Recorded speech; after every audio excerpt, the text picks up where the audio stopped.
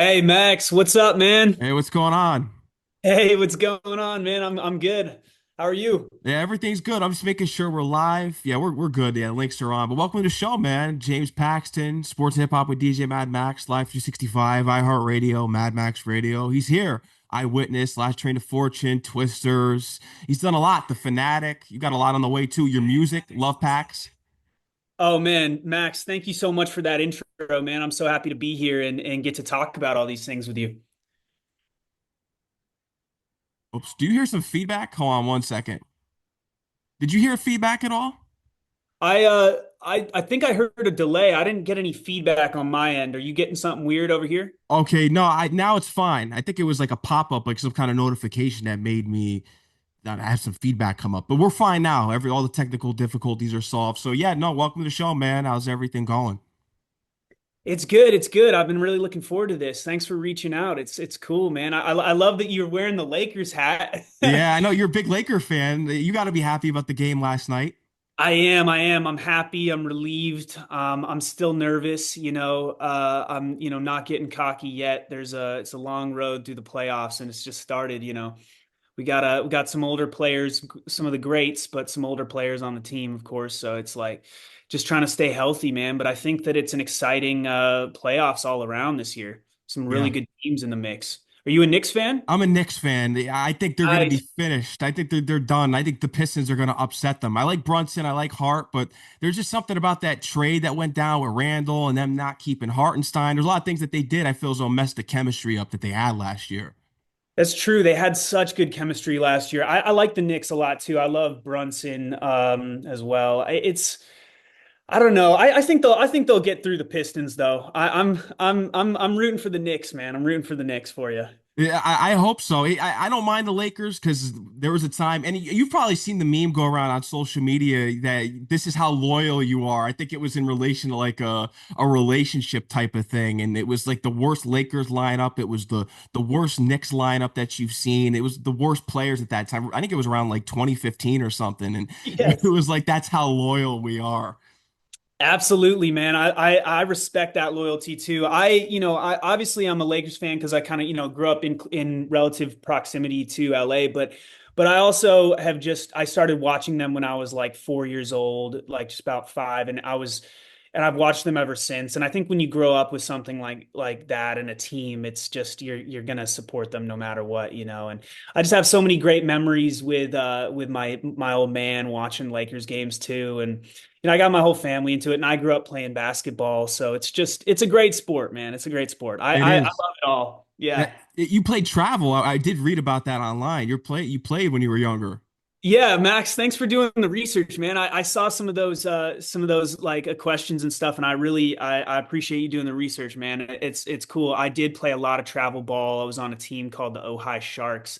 I'm from a little town about an hour and a half north of LA, called Ojai.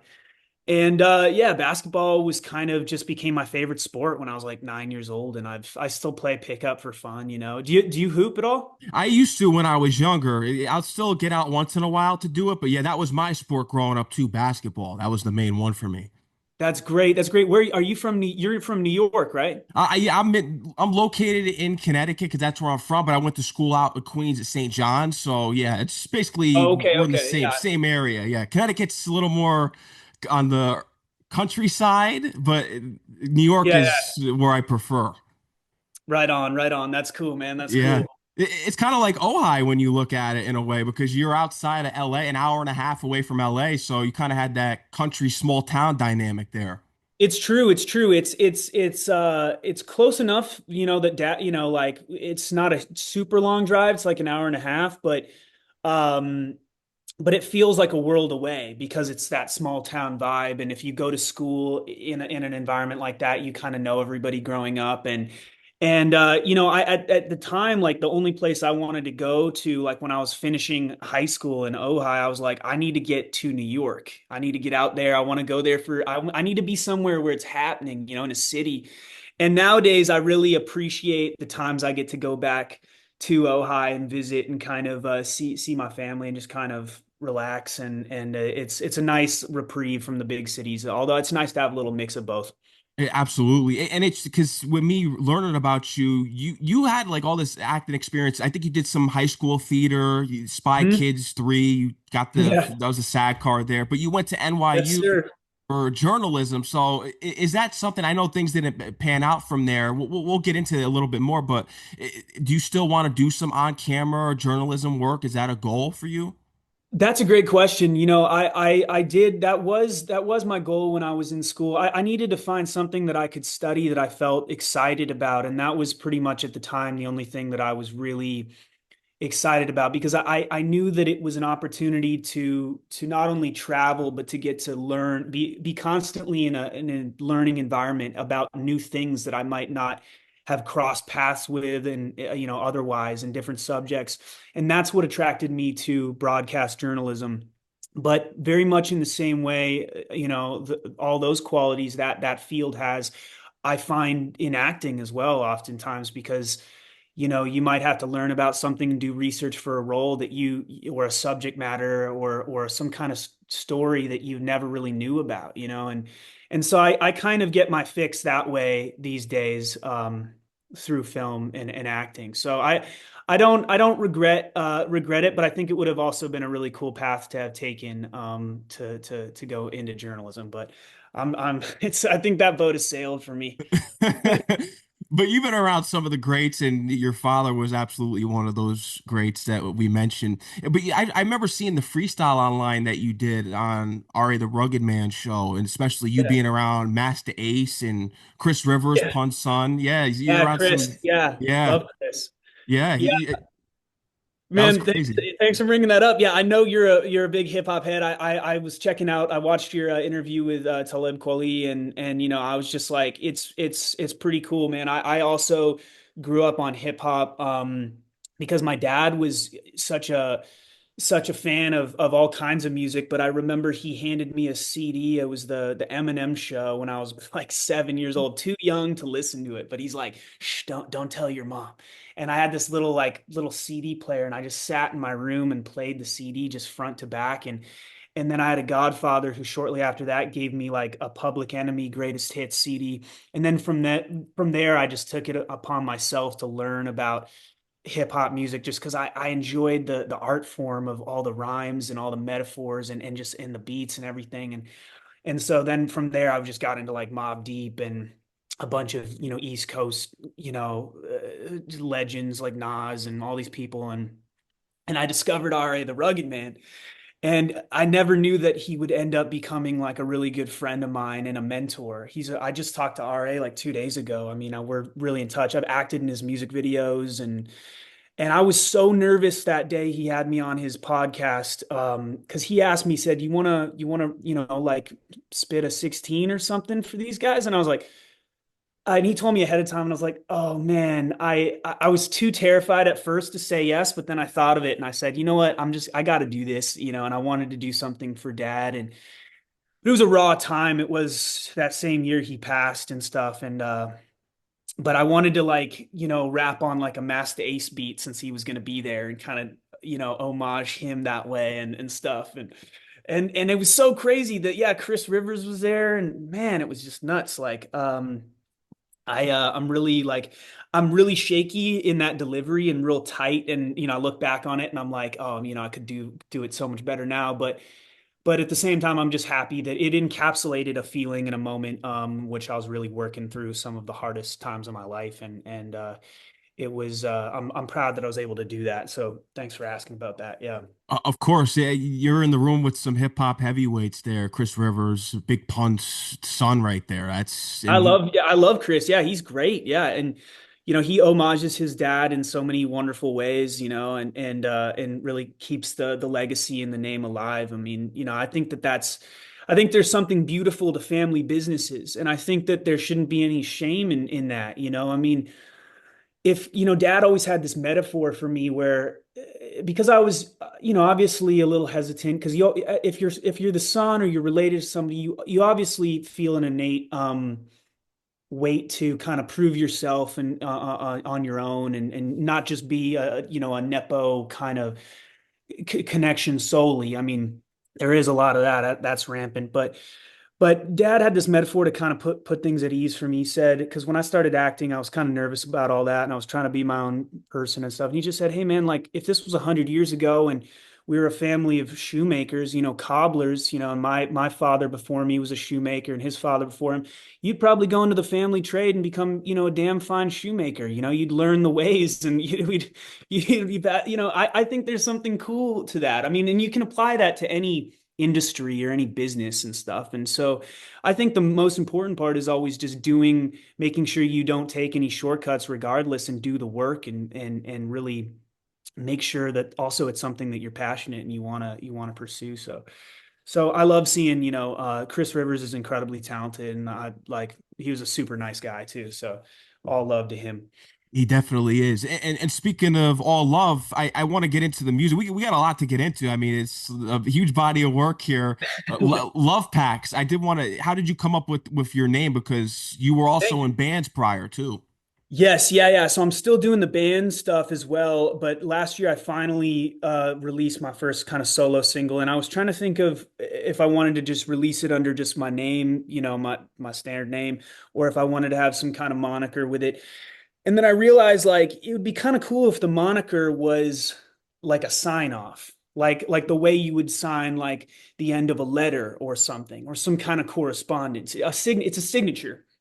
So Makes literally sense. love, comma, Pax. So many of my friends growing up would, just my nickname was Pax or J Pax or, you know, I had a lot of friends. We just called each other by our last names and stuff. And so I knew I was going to incorporate Pax into it that way. So I was just like, you know what, this is nice. I like, that music is so different from like the stuff that I love in hip hop. Like I've been I kind of when dad passed, one of the ways I was trying to work through the grief was I'd always wanted to pick up guitar and I just hadn't gotten around to it. Like I just never really sat down to really force myself to learn some chords and I did that when dad passed. And so I wrote all these songs on guitar because he always had me listening to artists like Nick Drake and Elliott Smith and those kinds of artists as well. I love all kinds of music. And I love this kind of soft folk kind of sound as well. And so the Love Packs music is more that. And the stuff that I've done in the bands is largely like alternative hip hop and kind of like more electronica stuff. I did check that out. You were doing some electronic work. That was interesting to hear. You real diverse with the music, and especially you were going to. How was your first 3 6 Mafia concert? So you had the concert experience. That's yeah, man, that's so cool. You're right. Yeah, that was my very first concert. I basically begged my dad to take myself and two of my other like, high school freshman buddies. None of us could drive. There was a college show that they were doing at the University of Santa Barbara.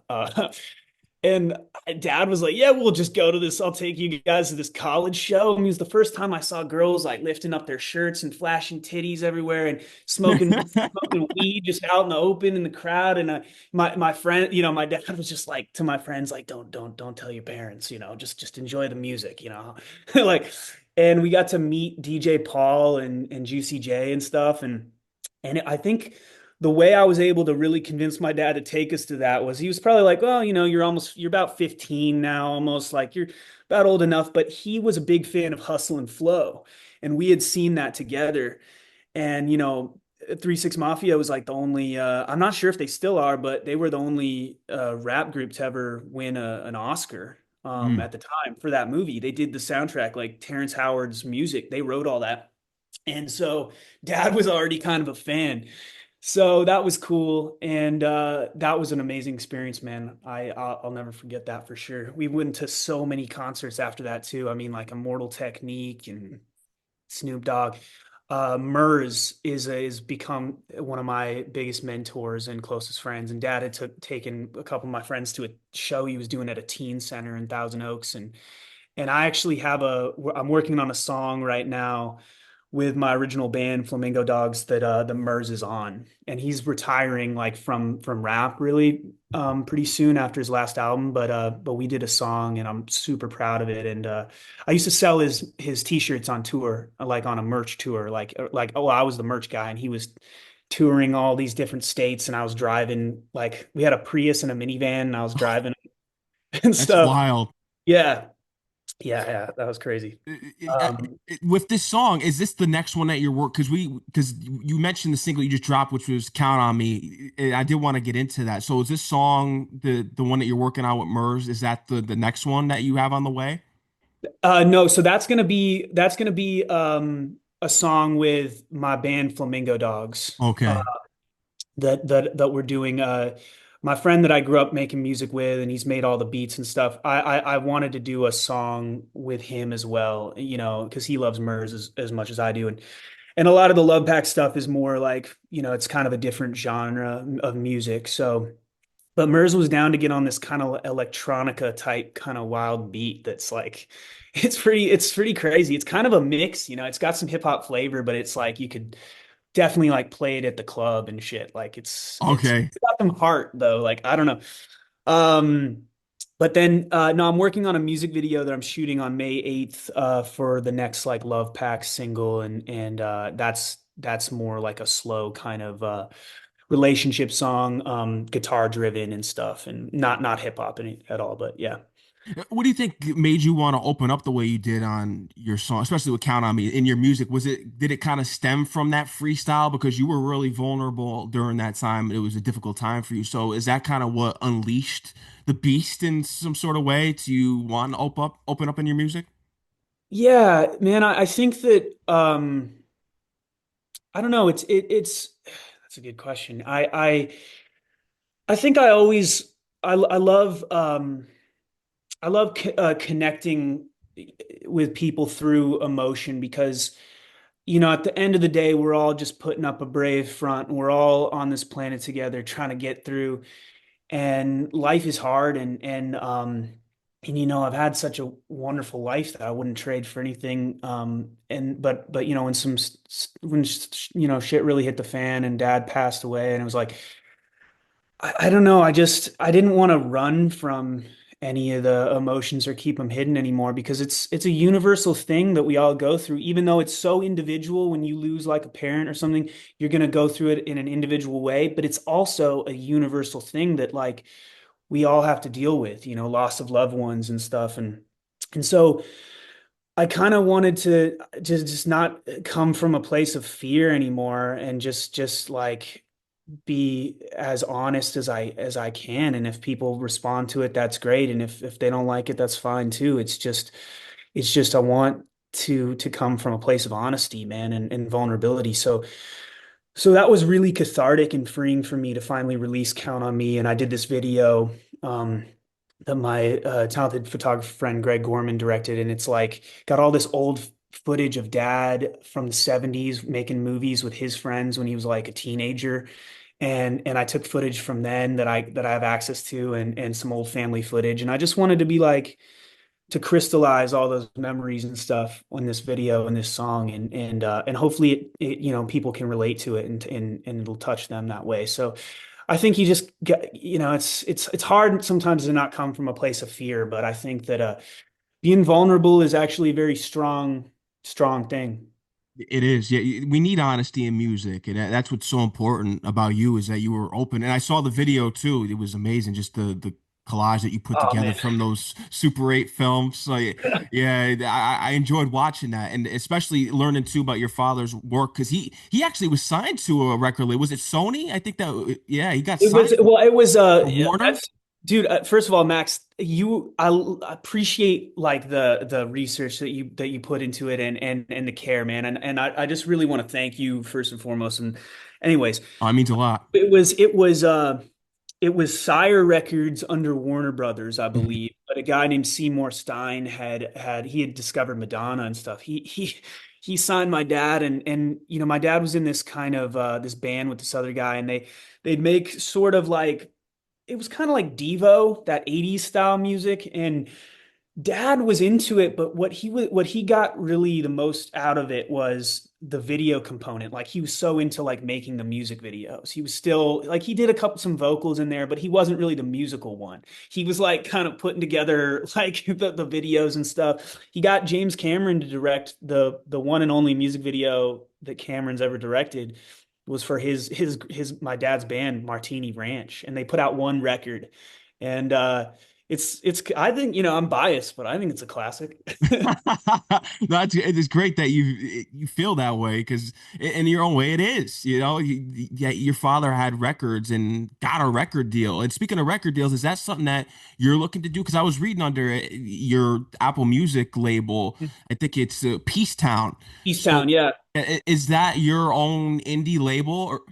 Yeah, it is. It is. It is my indie label. I wanted to start my own because I finally started producing some films last year. I've always been trying to move into that and wherever I can have a little bit more power in championing the stories that I want to.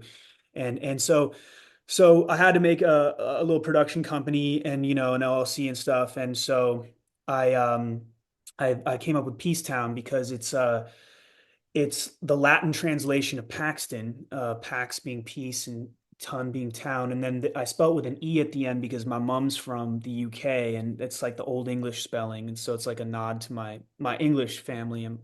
And I just put that on my independently released like music as well Mm. right now. But I mean, it would be great to.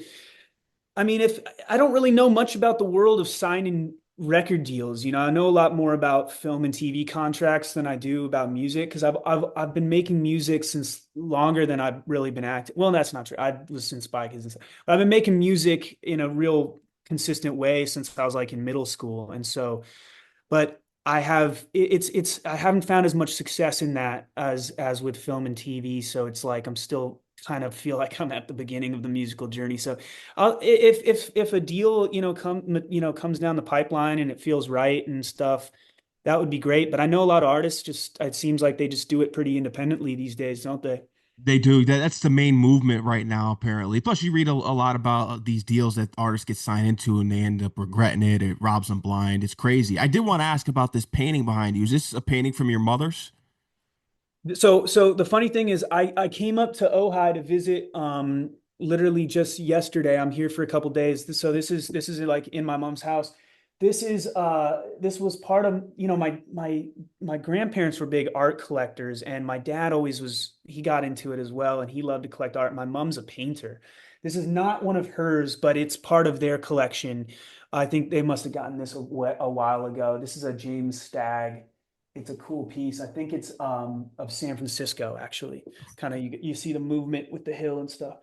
But this is yeah, there's a lot of really cool inspiring art in the place. And yeah, my mom's an amazing painter. I've actually had her do a bunch of like album covers of mine and single covers and stuff. That's fire. Yeah, keeping it all in the family. I like that. I think that's a good thing, a nice thing to do, Yeah. It Yeah. is. Yeah, it carries on the tradition. There's legacy there. And when we look at just everything that you've gone through and just going to NYU and it ended up with E. coli, which is Yeah. that's terrible. Oh my God. But it, Yeah, it yeah. brought you to where you are now. But how was it this experience of doing tile work for Phil Collins? Because it's Hey, like a Forrest Gump how did you story. dig that up, man? That's a true fact. And I don't that's so funny that you found that. Like, dude, I feel like have you ever seen Nardwar Yeah, interviews? people compare me to him. Do they really? Yeah, yeah. But he's a That's so little, cool. I like always loved his interviews and stuff and about how people's minds are just so blown by the stuff that he finds. But yeah, I'm feeling that way right now with that fact. It's crazy. There's a tile making studio. This guy he's an incredible tile maker. His name's Richard Kite. He's in Ojai, and I out of high school, I had a bunch of different like odd jobs, and one of them I was kind of between jobs, and Dad said, "Hey, why don't you go see if that guy at his tile studio needs some help?" And I kind of went in there, and at first I was just glazing like he showed me how to glaze these tiles, and I was just glazing a bunch of them for free for like weeks, and then he started paying me a bit. But I was working on a bunch of like a huge order at the time. This is in like 2013 for Phil Collins's house in Malibu. And that was kind of funny. Phil will probably never know that, but unless he hears this somehow, but glazed some of his tiles for his Malibu crib. It was that's cool. I learned a lot. It was fun kind of, it felt like an old school apprenticeship, you know, like Mhm. to a true craftsman, you know. He showed me how to mix all the powders that you combine to get certain colors for the glaze and certain effects in the glaze once you fire it. And it was wild. I mean, I didn't do it for too long, probably like 6 months, but it was a great experience. Yeah.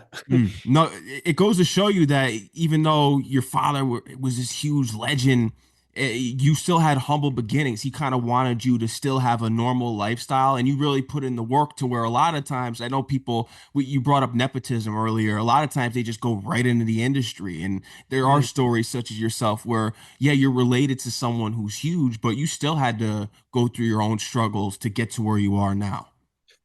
Yeah, absolutely. You know, I mean, it's I think that dad definitely wanted to make sure that my sister and I weren't, under any delusions, any Hollywood delusions or any of that, you know, that kind of.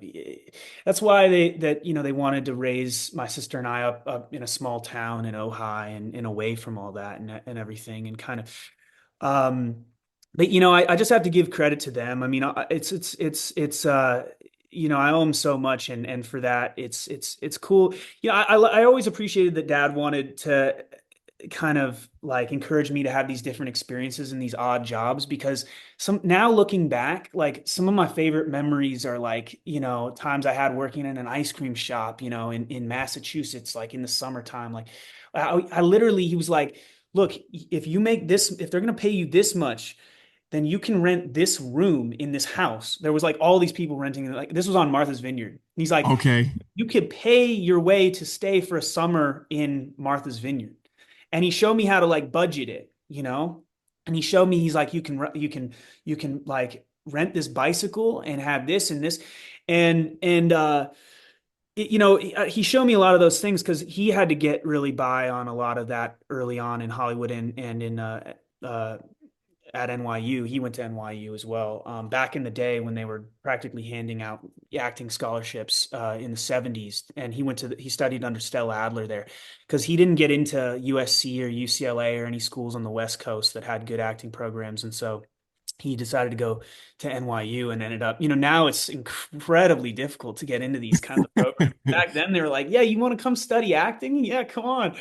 You know, like Gotham City out here, but like, yeah, Oh, and he has so many great stories about New York, but sorry, Max, I'm all over the place right now. You're stirring up a lot of like, you know, oh, a lot of memories and good ones, you know, good ones for sure. that's good. And you mentioned your father out in New York. He put on a play in the subway. How's that possible? That's Damn, crazy. how did you know that? Yeah, he did. Yeah, he put on two plays that were like in so back at the time underclassmen, so if you're a freshman and sophomore, they didn't let you actually act in the school productions, like you had to be a junior or senior, and you had all these hungry, you know, young actors who just like couldn't wait, you know. And so he got together with a group of like-minded friends who were in the program to basically stage like their own productions in various places. And the two places that he did like almost a one-man show in the subway. And then he did One Flew Over the Cuckoo's Nest on the top of the Bopes Library, which there used to be tennis courts up there. It's that giant NYU library, you know, on Washington Square Park. You can't even get up to the roof anymore. But there was a picture of them up there. I got to track it down somewhere, putting this on. And there was a little article in the paper and stuff. And they put on this play on the tennis courts on the roof of the Bopes Library. And by the time junior year rolled around, Dad felt like, you know, I feel like I've gotten what I came here for in terms of what I was looking for out of my studies. And so he moved back to LA at that point and started, you know, continuing to try to, you know, work in the industry. Roger Corman, he got some work experience there, helping out with the Yeah. sets. So yeah, he really put in his work. It's crazy. Yeah, Roger Corman. So, and that actually happened before he went to NYU because Dad had graduated early from Arlington Heights High School in Fort Worth, and he was still 17 at the time, and he did an accelerated program so he could just move out to LA faster. And my grandpa was in the lumber business, and he didn't really have any connections in the entertainment business, but he had one connection and he wrote the guy, and it was basically it led to dad getting a job on a Roger Corman set, and he was just painting sets. But the first guy he met there, um, was James Cameron, who was the Mm. production designer of this like Roger Corman B movie. And he said, "Hey, you see this can of paint here? Just go paint that wall." And he just that was like the first interaction they ever had, and they became lifelong friends. He was one of his best friends, his whole life, and they did so much film work together. They went and saw the Titanic together, dove down there, and like they Goes to just the abyss. yeah, exactly, yeah, it Yeah. goes to the abyss. And so but that was all like even before dad went to New York and then came back. Yeah, it's crazy. Yeah. Wow. And I think what's so crazy too when I look at your father's work is that, and a lot of people really don't bring it up, is the fact that he was in Aliens and Predator 2. He had the two universes locked down with two roles there. That's wild. Yeah, yeah, yeah, he was. And yeah, he had Terminator, Aliens, and Hmm. Predator. He was in all three of those franchises. It's It, great. it Yeah, is. yeah, Yeah. yeah. Definitely. I feel so close to dad whenever I'm working on a film set, especially since he's been gone, I mean, I feel the closest to him and just like his spirit whenever because I think about all the jobs that he did and he was on and it kind of just gives me that motivation to continue to pursue it because I love it too, man. I mean, I really couldn't imagine at this point doing anything else in my life. I've been acting professionally now for over 10 years it's been a journey. I still feel like I'm at the beginning of the journey in so many ways, but I've had a lot of experiences and a lot of things I'm grateful for, man. It's Mhm. it's it's been cool. Yeah. It definitely, and you had to learn from this acting coach, Vincent Chase. So, what was the most important thing aspect of acting that he taught you? Yeah, Vince he was a legend. He passed away in 2018 at 88. He was almost 89. He had been around a long time. Dad had worked with him for many years. And actually Dad introduced him to Mark Wahlberg when they were doing a movie early in Mark's career. It's called Traveler. It's about these gypsy con men cousins, and Dad and Mark were the cousins. And Dad got Vince in the film, and he also had him there to coach other actors, and he was coaching like young Mark, and Mark always remembered that and loved his name, and so he named the lead character who's based on Mark. He named him Vincent Chase, Vinny Chase, and and the real guy was my acting coach. Wow, that's crazy. um, yeah, and Vince was great, man. I studied with him for 5 years, 3 nights a week. At that point, he was teaching out of his house. He used to have a studio on Sunset in Hollywood, but he was teaching out of his living room at this point. Normally it was about 6 to 12 students on any given night, somewhere around there. And Vince would teach these great. I mean, he would teach an amalgamation of all of these different iconic acting coaches, and he'd kind of take the things he thought worked best from all of them and kind of throw it into a melting pot. But one of the most simple things that he taught me was kind of just like about acting is like it's just an exercise called picking up triggers. It's like if I say like if I just ask you something like, "Hey, what do you think of that boat there, right there?" I'm just making shit up, and you go that boat, like that you verbalize that boat. Oh yeah, well I think maybe, but then so he would do this exercise where you would verbalize the trigger, like the subject matter or whatever, and then you would respond, and then he'd say, okay, now remove that like say that silently in your head and then respond and stuff. And it was such a simple way to kind of craft a reaction that feels genuine and truthful. And it's very simple. I mean, there's very simple things like there's a lot of technique based stuff. He would also teach, if you're not always feeling the emotion that you might be hoping you're feeling in the character in the scene, you got to be able to fall back on technique and things. And that's just a quick example, but like that one always stuck with me because it's something like everybody can do, and it's a simple concept, and it just it's helpful. I mean, but he'd have us do all kinds of stuff like learn how to just give like a cold read of a monologue or we do a lot of scene study, and pair up, and we would do a lot of scenarios where you'd pick a scene from like When Harry Met Sally or a movie like that, or he likes doing one from No Country for Old Men, and then you'd play both roles. You'd switch, with your partner, and that was very interesting too. So he was a great teacher. He was awesome. I miss him a lot. Yeah, rest in peace. My condolences there as well. Eyewitness, was this the most difficult audition process that you went through so far?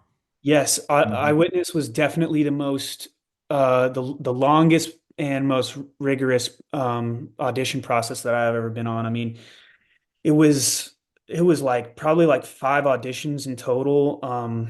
But a lot of those were like chemistry reads, is like when you read with the other actor who they may have already cast, or they might not have the part, but they test to see if you and the other actor have chemistry in the scenes, you know. And so that's and I had to do that a bunch with Catherine Hardwicke, the director, who's one of my favorites. She directed like Lords of Dogtown and 13. She's amazing, and this is like one of my favorite directors I've ever gotten to meet and work with.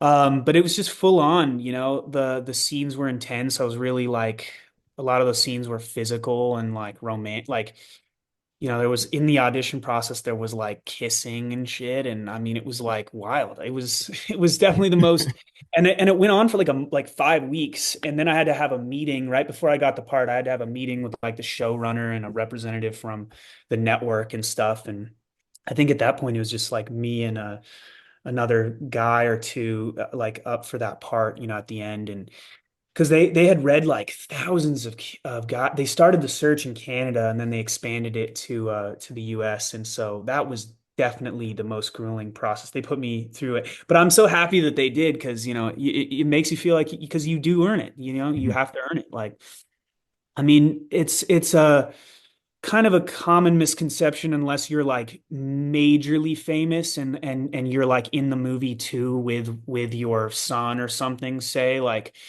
it's a common misconception that like you're just going to get, handed roles because of who you're related to. Because I mean, that does happen. Don't get me wrong. But I mean, it's just like you have to, there's too much money involved in riding on it all for it to not, for you to not be able to actually do the job and stuff. So that was definitely but I've been through other processes where I've gotten right there at the end and then didn't get it, many times. But that was the most grueling process for a project that I actually ended up getting the part and doing. Yeah. Man, and it was a difficult role. Like, what was the most difficult part of playing this role? Because it was groundbreaking. A lot of times, someone wouldn't want to play a Yeah. homosexual character, so that's Yes. that's a turnoff for some actors. But other actors take on that challenge, and that's what really defines them into transforming Yeah. their career. Yeah, absolutely. I think it was so layered and rich, because my character, he had internalized homophobia. Like he was into motocross, and he had a girlfriend like in the world of the show.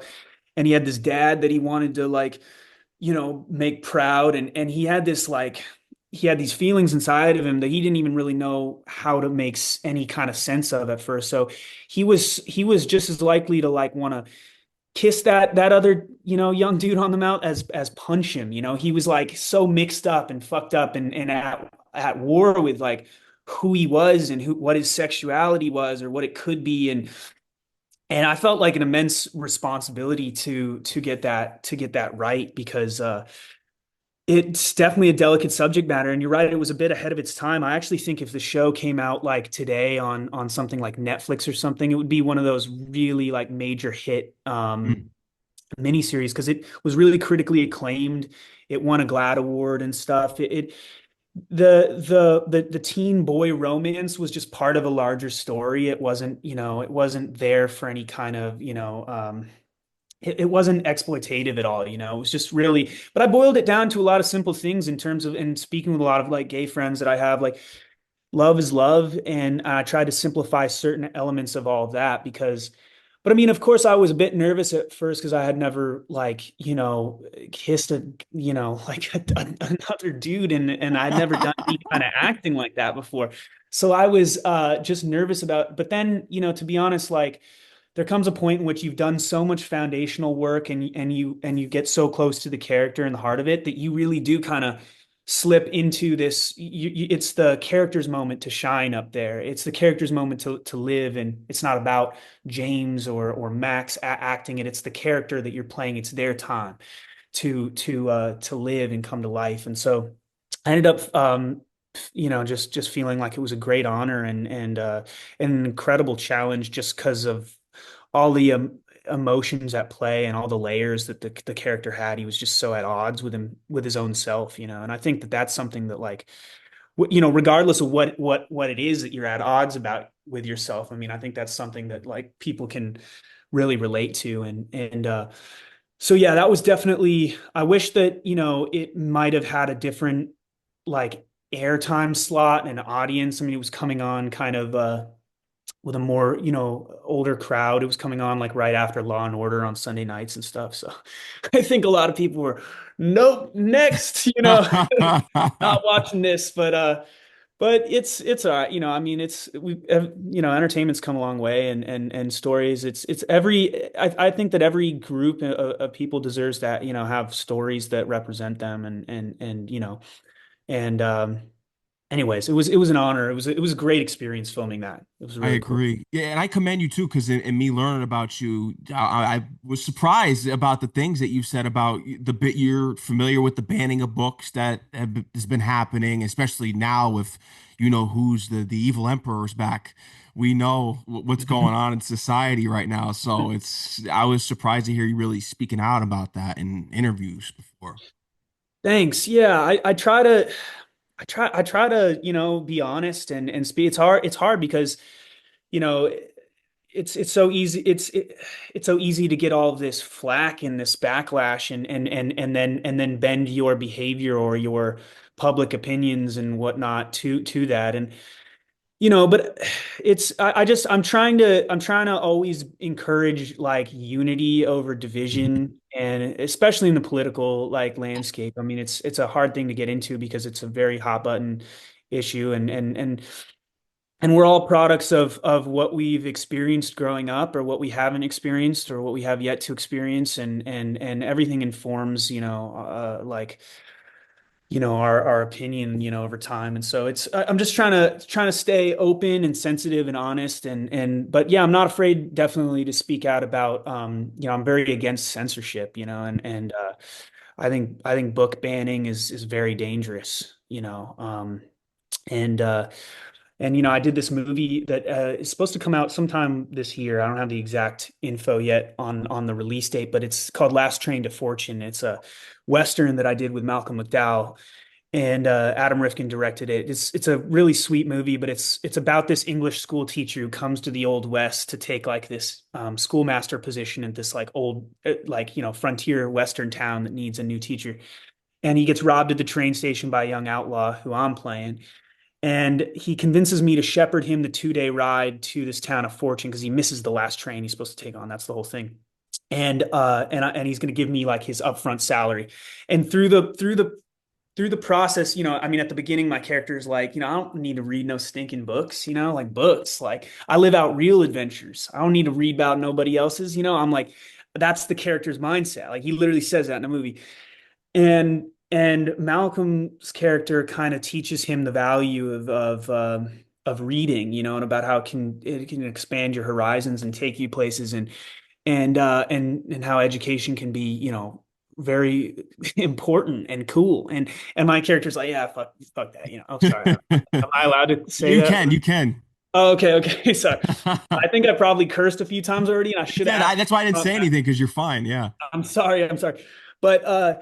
But then and I kind of teach him inversely kind of about these like rough and harsh realities of the West that he hasn't really experienced, you know, being a life in books and academia. So it's a really sweet movie, and it's definitely all about it's kind of a love letter to great teachers is Mhm. really what the movie is, but it goes in line with, you know, let's save the books, man. You know, don't like it's kind of like very Fahrenheit 451 what's Oh, happening with, it- you know, with a lot of places, you know, out here. oh So yeah, more. It's turning into 1984, but yeah, it's yes, crazy. yeah, Yeah, another one of my favorites, man. That's such a classic. Oh God, I got to see that on Broadway with my sister back in like 8 years ago with like Olivia Wilde, and it was so good. Tom Sturridge.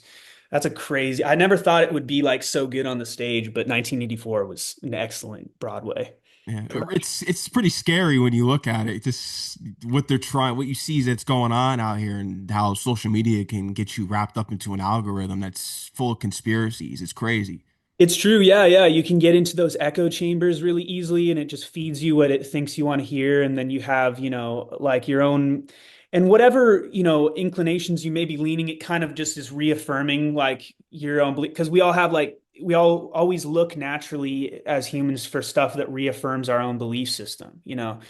And so it's so easy that, like, I mean, I try to kind of consume a bit of all areas of news, I mean, it's hard to know like who's really just an unbiased source and stuff, or who's, like it's man, it's tough. You can't I really believe just wish it anything. wasn't so polarizing everything. Yeah, it's hard. How do you believe anything? Man, it's crazy, dude. I don't know. I Yeah, don't know. it's wild. And speaking of the Last Train to Fortune, how did you get the role as Jedediah, and how did it feel to be a producer? Because this is something that I'm going to Yeah. expand onto, but you wanted to learn every aspect of filming. Yeah, yeah. Well, Last Train to Fortune, I it kind of so in 2017 there was a big it wasn't the funeral, but there was a big memorial for dad at Warner Brothers. And this I kind of like got to say hi at the end of it to well, they came to say hi to me, to this producer Brad Wyman, and this director Adam Rifkin, and they had made a movie with dad like in the 90s with Judd Nelson called The Dark Backward. And it's a wild, bizarre movie. But Adam has made all kinds of films over the years, like Detroit Rock City, and he most recently did Burt Reynolds' like last film, The Last Movie Star. And they came up to me, and and at that point I'd just done Eyewitness, and I had a couple other things coming out, a couple indie films, and they knew that I was really starting to get some work in the business. And they said, well, we had this project that we had always wanted to make. I mean, back in the early 90s with Malcolm and your dad, and Lindsay Anderson was going to direct it at the time. He was a famous old English director who kind of started Malcolm's career. But they had gotten like 6 months into like kind of, development on that when Lindsay Anderson, the director, passed away, and the movie kind of just got shelved and stuff. And they were like, we think it would be great to try to make the movie today with you in that role. And Malcolm, I mean, he's a bit older, but the age gap almost could work better than it would have worked back then. And so, and this script had been around since like the late 80s. The director's mother wrote it, and he'd always wanted to make it in honor of her, and Michelle Rifkin, and she got to see us make it. She just passed away in February, unfortunately, but she saw the film and loved it. And it had won this like PBS screenwriters competition like back in the 80s, and it had a lot of just goodwill around this project. And so I said, yeah, like I'm down to make this happen with you guys. But we were in development on it for about 4.5 years, and then finally, maybe almost 5 years, and then we finally got to shoot it. And so that's kind of how that role came about. And I produced it in various capacities. I was kind of helping mostly creatively, like with casting, and I did find some locations, and I was learning a lot about that process on that movie. And they're very kind because they had worked with my dad, and they were very supportive of me and wanted to help me take on kind of a producer learning experience like this. And so yeah, so now I'm trying to produce, and then the aspect of filmmaking that I'm focusing on right now, that I'm really trying to learn about, is directing. Anytime I'm on a set, I'm trying to watch the director primarily. I often get really sucked into just wanting to hang out with the camera crew all the time and the DP, because I just really get into the whole camera aspect moves. But I'm trying to also, it kind of goes hand in hand completely with the director. So I'm trying to, because I think it would be amazing to get to direct something one day. But I'm that's kind of what I'm really focusing on learning right now. Yeah, because I was going to ask you what was the next thing that you wanted to focus on. Do you think that your love for behind the scenes was stem from being a PA on Nightcrawler? Yes, Hmm. yeah, absolutely, Max. Yeah, like man, it totally does. I just love being on a film set in any capacity, I've realized. I mean, I've even worked crafty a couple times, and I've worked on music videos and just as a PA. And but on Nightcrawler, yeah, I got to basically be a PA just for the props department only. And that was such a cool experience, seeing Dan Gilroy direct his first feature. And it was like, I don't know. There's something I love about being on the crew. whenever I'm on a movie, I hate that there's like this sort of division often between like actors and then crew because whenever I'm on a set, I'm mostly hanging out with the crew. It's not often, I mean, unless the other actors are really cool and I get along with them, but it's mostly I'd rather go like, go see what the art department's talking about or something, at lunch or whatever. I just kind of miss that camaraderie and that like kind of you're sort of a soldier in the whole thing with it. I don't know. I think that experience definitely cemented that appreciation for me. And of course, I mean, it's so much of a privilege to be an actor because it's like, like you think the actors work hard, the crew works 100 times harder. I mean, just to make it all possible for these people to get up and glammed up and fucking, play make believe. I will always like my heart. A huge part of my heart is always going to be with the crew. Yeah. Yeah, and that's amazing too, because it shows that you really care about the people behind the scenes. A lot of actors that are just there to get their paycheck and leave, and we see that. We Yeah. hear these stories, which which is Oh crazy. yeah. Oh yeah. Yeah, absolutely, man. I mean, I think that it's kind of like, this I love the collaborative aspect of filmmaking because there's all these different departments and all these different areas of expertise, but they're coming together for one common goal. But it's like the circus comes into town and sets up, and then when it's over, everybody takes it all down, they go on their various ways. And it's just like this magical thing that happens, with all the departments coming together and descending upon a set and a place and building a world. And then yeah, man. I think like if I wasn't acting, I'd find some kind of way to work around, in some other capacity, like Hmm. in film. Was Denzel Washington? You got nervous on this set with him. Was this the icebreaker for you and working with notable actors? I'm always nervous, man, but the nerves are a good thing. It means you care and you want to do a good job. At least that's what I tell myself. But no, I was like doing a scene with Denzel, really short scene in Roman J. Israel. Same director as Nightcrawler, Dan Gilroy. Okay.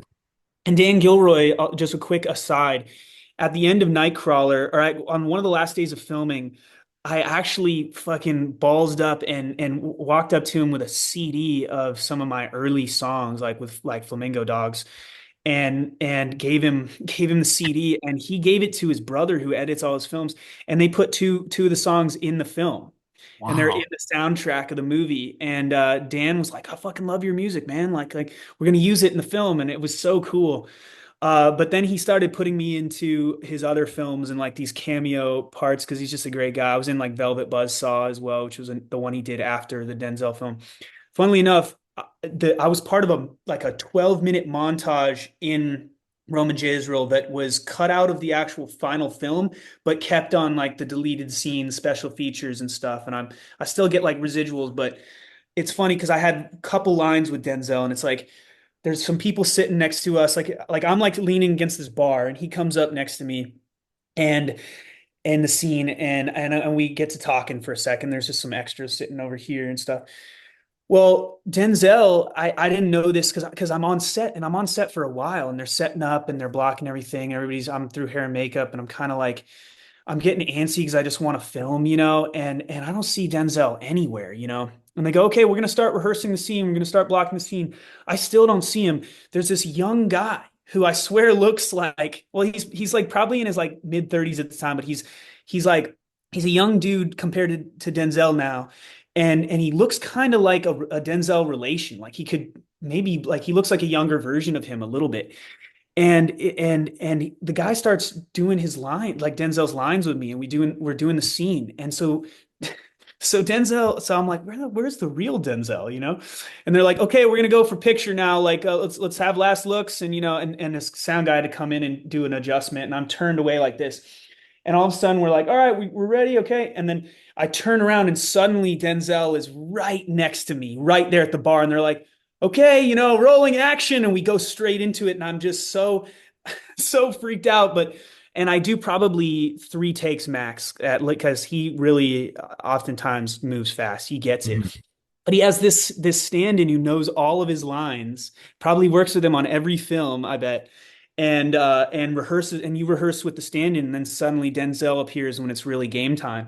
And I was just leaning against this bar because my legs felt like linguine noodles. I was just so nervous. But Denzel was really, really kind to me and really nice. And yeah, I think at that point it sort of set the standard for me as like if I can kind of at least not, like I can hold some comp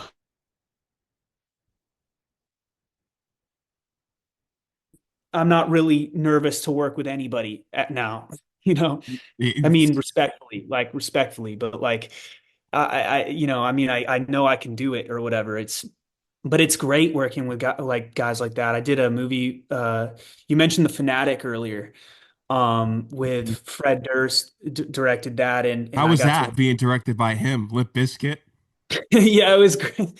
It was great, man. I love Fred so much. I was disappointed that general audiences didn't seem to appreciate that movie. I think some do. I think some realize how insane it is, and it's kind of I think it might achieve a cult status at some point. But I also understand some of the criticisms of it, but it was great being on set with Travolta because he was like really in character the whole time. It was probably one of the first times I'd ever seen an actor really stay in character in that old school kind of method approach to it. And and and and he was really cool to work with as well. I'm proud of the work I did in it. I mean, Fred was just he was kind of like egging me on to keep pushing the limit of what I was doing with my performance, and he let me kind of improvise some things. And I mean, I went to I play a nasty character in that. I mean, like a real piece of shit.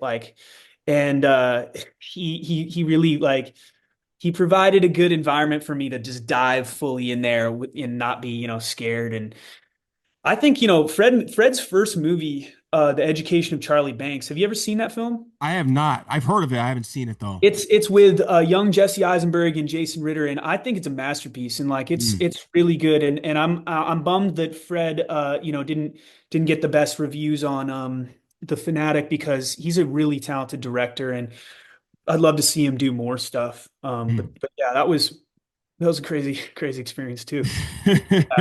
Yeah, it is wild. He directed his own videos too on Limp Bizkit, I think, with the Nookie and all that. I think he did the direction on all those too.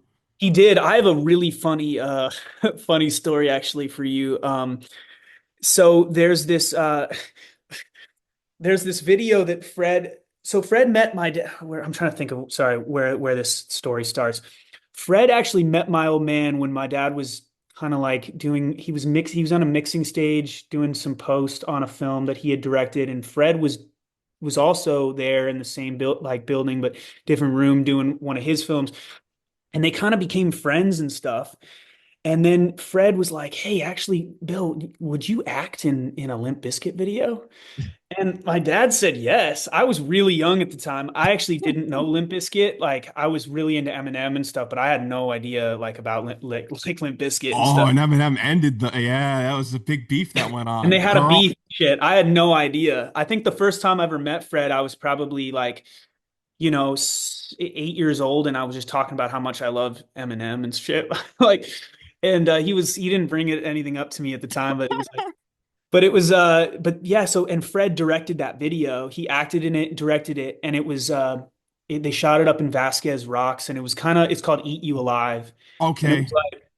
it was kind of off it was off that album Results May The Vary. And green one with him screaming on it. exactly, yeah. And part of the song is really intense, and he's like screaming through a microphone at this girl about how like he wants her to like love him kind of, and he's basically stolen this girl away from like her family to like set up a private concert out in Vasquez Rocks, and my dad plays her dad in it, and he's like coming after him with a fucking gun and a bat or something, and he's trying to find her. And I remember I was in high school, and there was this weird like couple weekend like class that we were forced to go to about like sexuality, but it also had to do with like sexualization in like entertainment and objectification. And I mean all things important to learn about, of course, as like kids, but it was like, I feel like everybody was almost like too young to like really take it seriously at the time.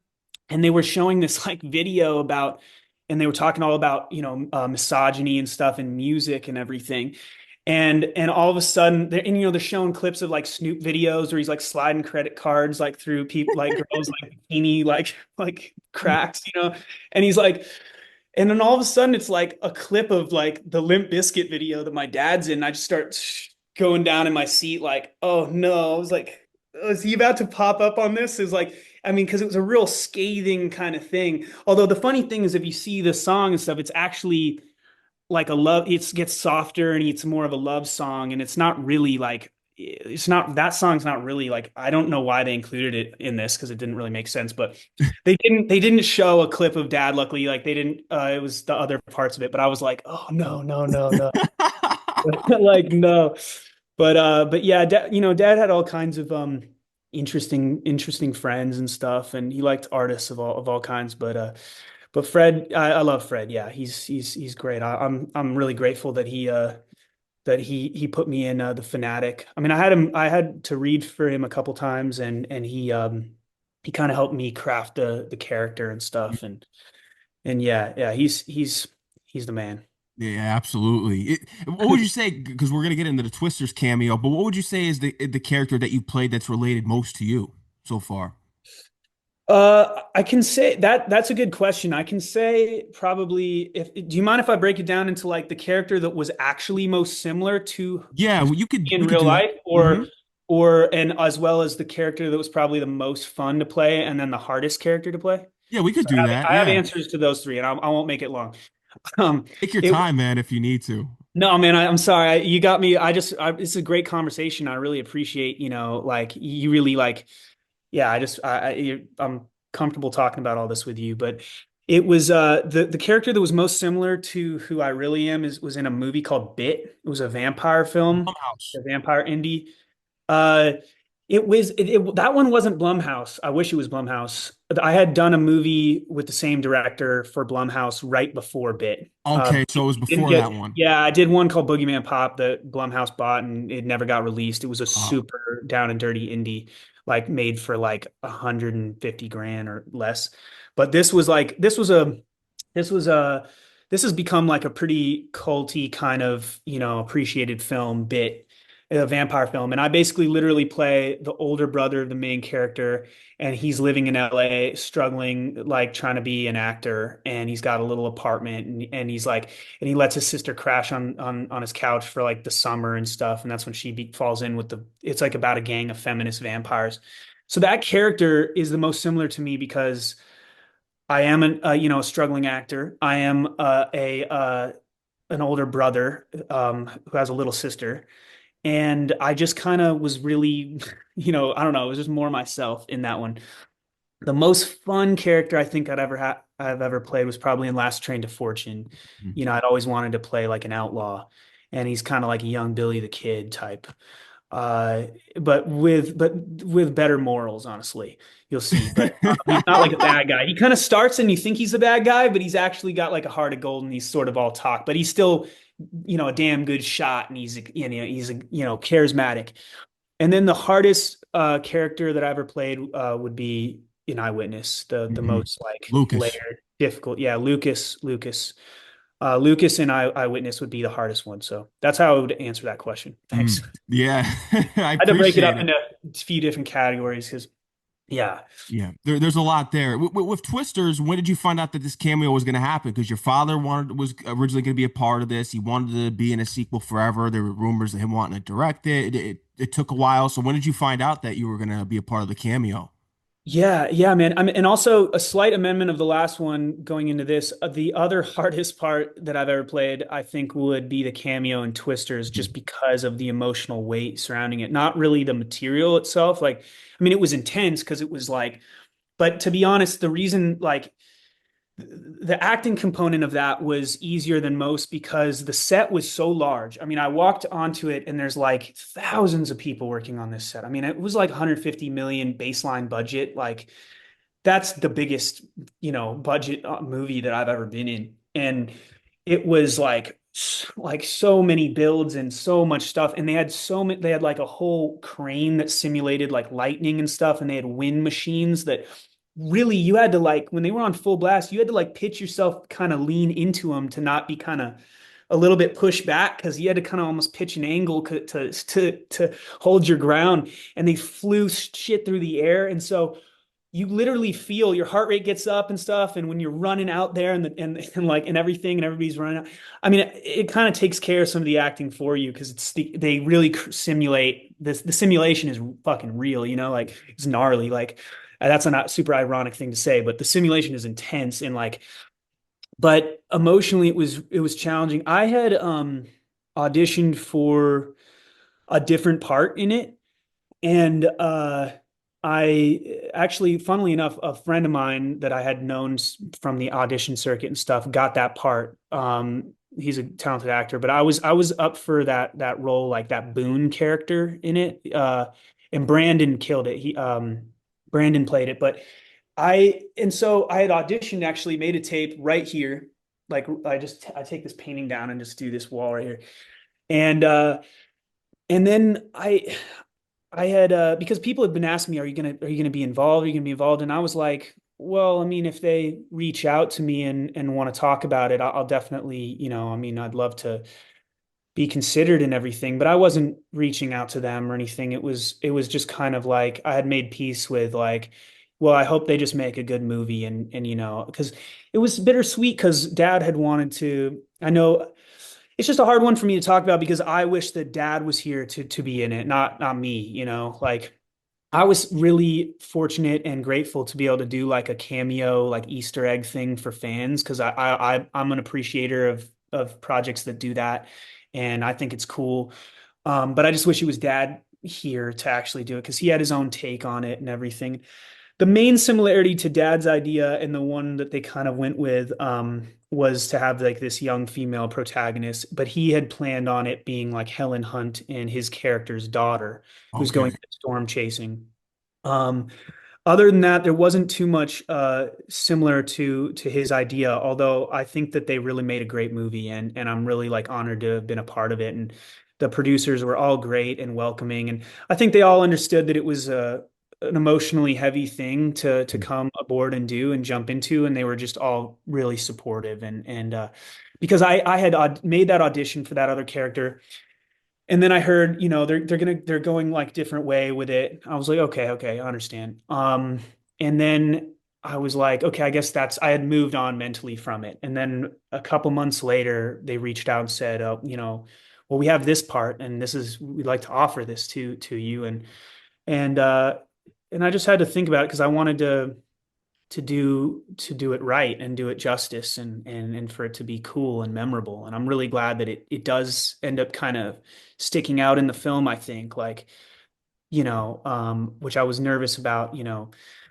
kind of coming aboard something that big and in honor of Dad. And it was a emotionally complex kind of experience, but I ultimately was so happy that I did. I really did it for him, but in doing that, it also enriched like just my own experience of being on a set that big. And the cast was great. Glenn and Daisy are such great people, and Lee Isaac Chung is like a fantastic director, and he was really, really calm, kind of on set amidst all the chaos, and he was very concise with the direction.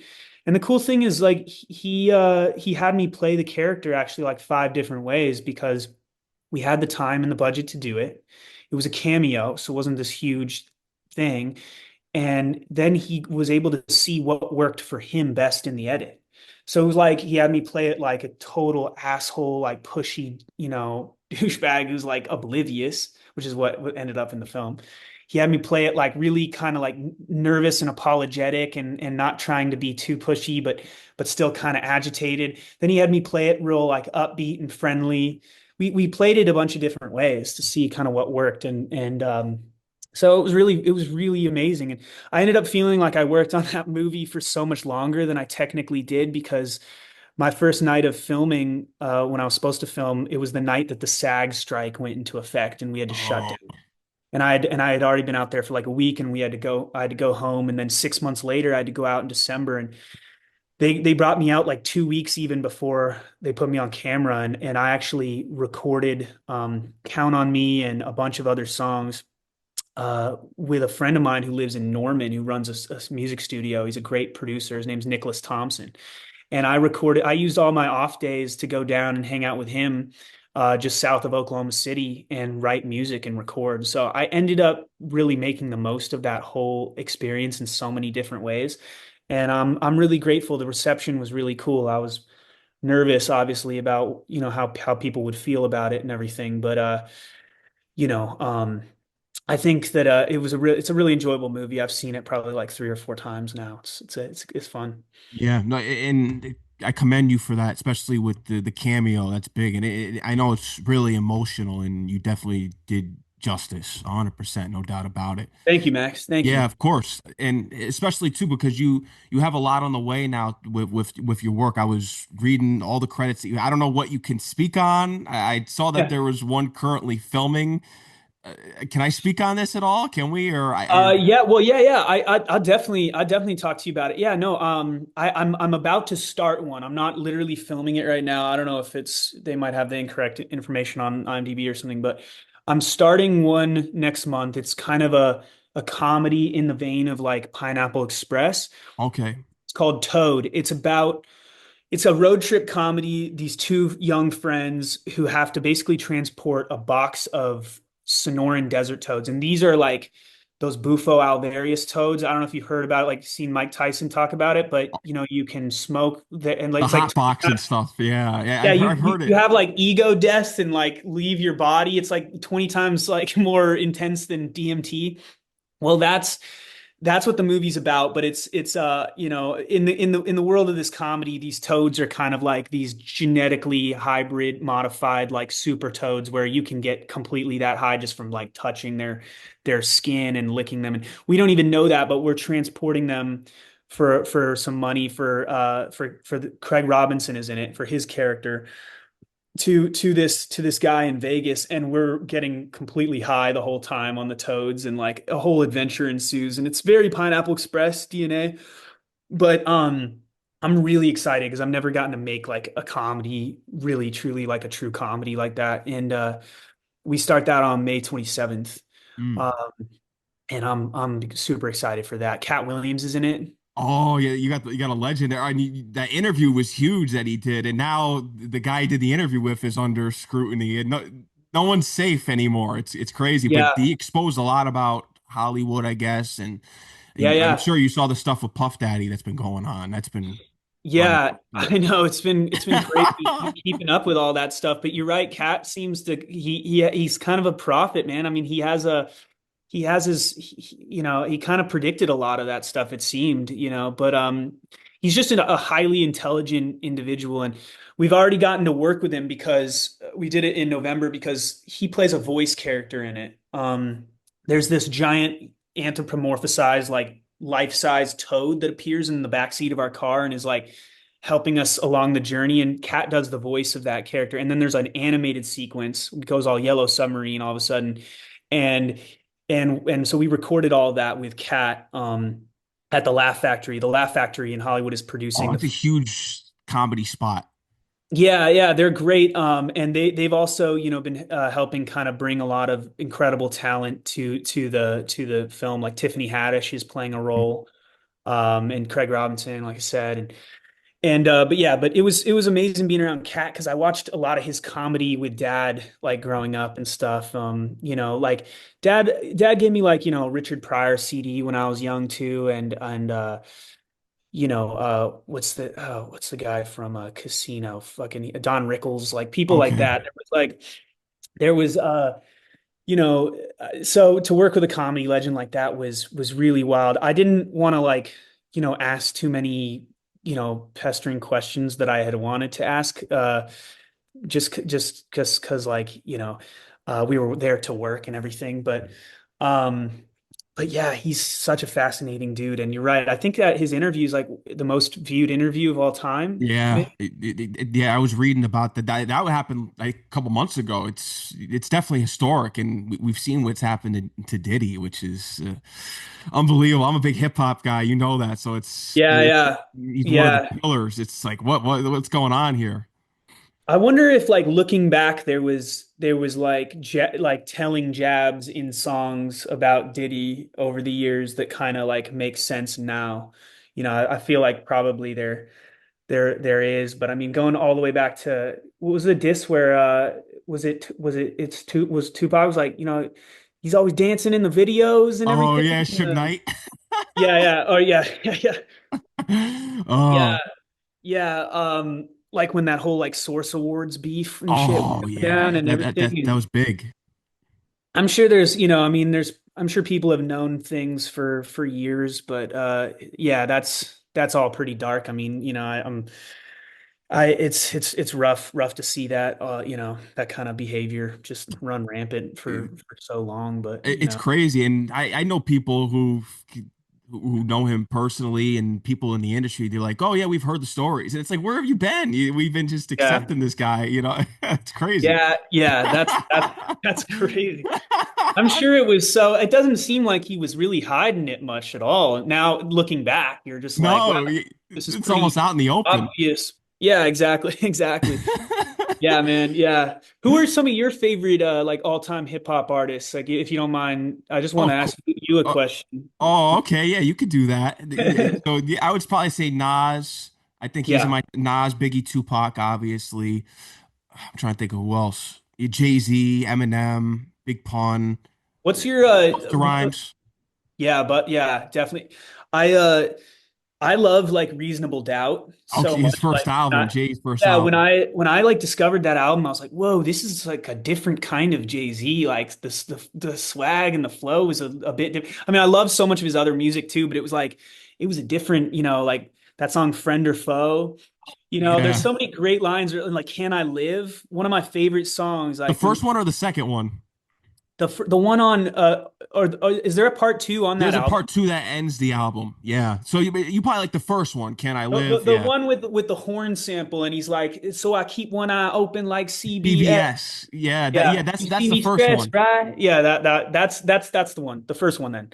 Yeah. Right, yeah, yeah, the first one. I got to go back and hear the part two later, but There's so many yeah. though. Because I do like Fabulous. I think Fabulous is great from the early Yeah, 2000s. what happened to Fab, man? I remember like being kind of majorly into him when I was like in 2008, 2009 when I was like in high school and I was really just starting to get majorly into hip hop and I remember him for sure like he had that Killing 'Em freestyle or something Mm. or was You that be song? killing them. You be killing 'em? Yeah, yeah, Fab. What happened to him? I He still does some freestyle. Cold Summers. He drops some mixtapes once in a while. I think he just did a couple freestyles recently. But yeah, I Oh, want to cool. see some more new Fab. I like the He was game good, too. yeah. He Game's a is good. West Coast rapper. I like the game. Yeah. Oh, of course. Yeah, man. I remember I got a game CD like in like Target when I was really young, like when that album with the song My Life with Wayne came Okay, out. LAX. Yeah, LAX, the LAX album. I had that on CD and stuff, and that was another one heavily in rotation and like a lot of game tracks. Yeah, game is great. I ended up like discovering his whole collab with like 50 Cent like later, and they made some classics before they started like beefing. They And did. they sounded so good together. It was like Hate it or crazy. love it. Yeah, they had Uh, classics together. yeah, yeah, yeah, But absolutely. it's interesting because you're a big music guy. You want to do biopics. Why do you want to do it on Bowie and Tom Petty? I was interested in learning about. Yeah, yeah. Well, I think that when it comes to the biopic, I think that there might not be a greater acting challenge than that Mhm. in terms of the technical aspects of the craft that are involved in becoming somebody so close, and not just their physical likeness, but their behavior, the way they walk, speak, everything. I think it's the ultimate challenge and responsibility that an actor can have, and it's also the riskiest because if you do a bad job, it's really not good. But if you nail it, like you know Ray Charles, like Jamie Foxx did, or like Joaquin with Johnny Cash. Like it's so rewarding and cool. But and it doesn't have to be a musician. Like it could be anybody. You know, Dad played a famous real life astronaut in Apollo 13 and stuff, and that was, you know, I know that that was one of his biggest challenges in his career ever, getting all that right. But with those two, I love their music, and I had actually auditioned for Bowie. Was in somebody played Bowie in Vinyl, that show on HBO from some years back about the music industry, and it was just like an episode, but I had read for it, and I kind of was like, oh, you know, if I really worked on this, I could kind of get there, and then but then I was like, you know what? What would be even more fitting is like Tom Petty because I got the likeness. I really could get to the rhythm guitar playing level. He wasn't really known for, huge lead solos and stuff. He was the front man, the singer, and the rhythm guitar guy. I think that is the one that I want to really set my sights on. But either of those would be an incredible like honor. So I'm just trying to think of who do I look, enough like that I could kind of transform the likeness into, and then who would I want to, as well. So, but that would just be a huge honor. I mean, that's kind of like a pie in the sky dream project, but hopefully I'll get to do it. No, you will. Sky's the limit, I would say. Yeah. Thanks, Matt. Like Thanks, Biggie. Max. I appreciate you, man. Yeah, Thank you. and too, I wanted to ask about this too, because you mentioned Martha's Vineyard before. Did you go on, because I mean Jaws was filmed out there. Did you get to see the sites where Jaws was filmed there? Oh yeah. Oh yeah, yeah, yeah. Absolutely. I mean, Jaws Bridge where he swims like where Jaws swims under that little bridge into the little estuary Oh and yeah, eats those yeah. people. That bridge, like it's famous. Like you can jump off that right there and they do it all day long, like in the summertime. And I've done it a million times. And I visited a bunch of the locations and stuff. I love it so much. I knew a guy who kind of worked around the set who was still on the vineyard until a few years ago that was telling me stories about it and stuff. Yeah, I mean, I had to. I mean, that's a classic. Yeah, Oh yeah, that's a classic film, especially if you're out there. You always got to check in with that film. There's no doubt about it. definitely, definitely. Although it's hard to watch it out there and then go swimming like there because you're like, I Yeah, love swimming in Martha's Vineyard. The beaches are great, but then you're just always thinking like, shit, that shark's coming. Yeah, because like there's great whites for sure around the island and definitely like around Cape Cod and stuff. I mean that's a sharky area like in terms like you don't have a lot of like shark attacks per se, but I just mean like they're out there. They are. They live out there. They like that warm water too, when it gets real warm in the summer and shit. They love it. The Pacific is always cold as fuck. Everybody has this idea of like California beaches and everything, and they're nice and it's nice to swim, but like they don't top like the East Coast in the summertime for me because there's something about New England in the summertime. It's so lush and green and the humidity makes you want to be in the ocean all the time, but the ocean is nice and like warm and not uncomfortable, but it's still refreshing. I don't know. I'm really partial to like New England in the summer. I love it. It's one of the Mm. most beautiful parts of the, where you're from. Like Massachusetts in the summer, New York, and I'm sure Connecticut too. I'm sure there's some good coastline. I did a movie for A24 actually in 2017 called Low Tide, and it was in Point Pleasant Beach, New Jersey. It Okay. was it was Jersey. When I got the part, it was like, you're gonna be filming in Jersey Shore, and I was like, Jersey Shore, like, is this like the Jersey Shore that I'm thinking of, like the crazy Snooky. summer, like the sticky, trashy like Jersey Shore. And then I got out there, was like, no, there's so much beautiful coastline that's not that, like in New Jersey in the summertime that I was like, oh, I'm in heaven out here. This is so, so beautiful and so nice. It was great. I literally commuted from New York a bunch, like just took like the train, the New Jersey Transit out to Long Branch. Production would like pick me up, take me to the set. Like it was great. It was fun. It was fun. Yeah. Are you so you're still in Ojai then?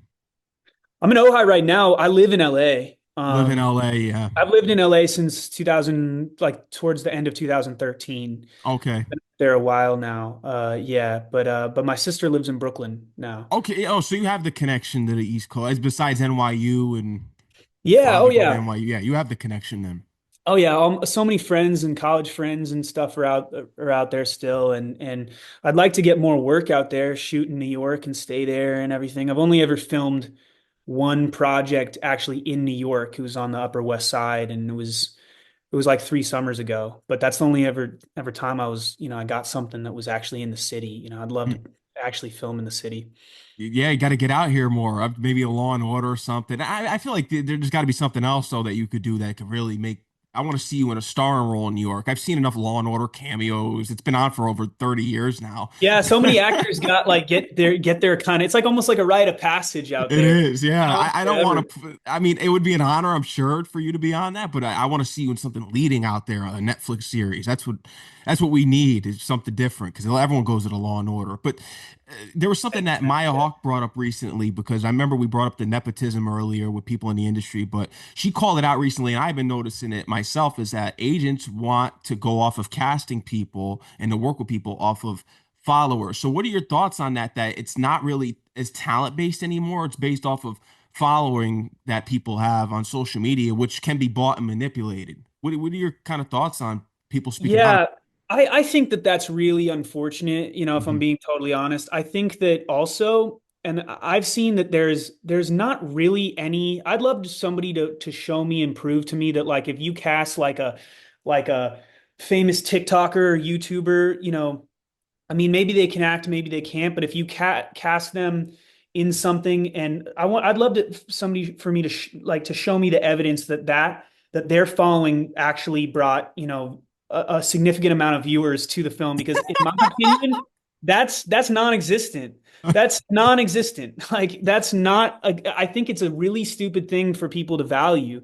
I think it's a cop out. It's like an excuse. It's like you should get the right people for the job. Oftentimes movies that really succeed, especially out of the indie world, like if you look at Anora, are like films that star people that you haven't like necessarily ever seen before.